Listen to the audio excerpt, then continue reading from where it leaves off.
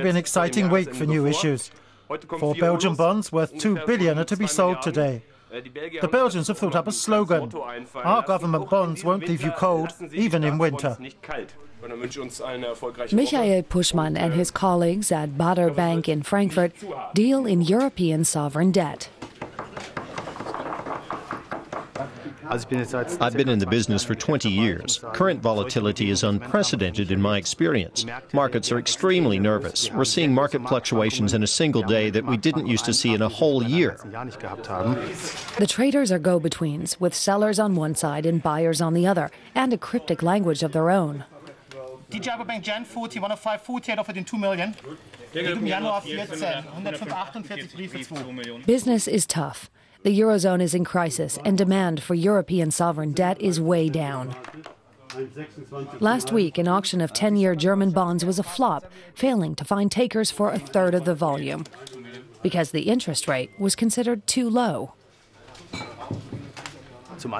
For several weeks now, buyers have been on strike. That has nothing to do with German bonds as such. Investors are just holding back because they're scared.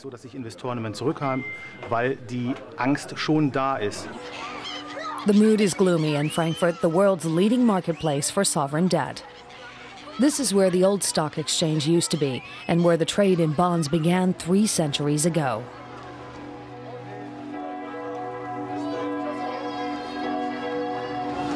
In recent years, German sovereign debt has been considered a rock-solid investment. And Puschmann says it still is, even if the market is going berserk at the moment. Right now, it's all rather lopsided. There's plenty of supply and very little demand. That means prices are tanking. So what will change that? The politicians have to make decisions that will restore confidence in the markets. The politicians have to create that confidence. That is what this bond trader wants to see happen, but it may be a while before the politicians make any major decisions. Many proposals have been made.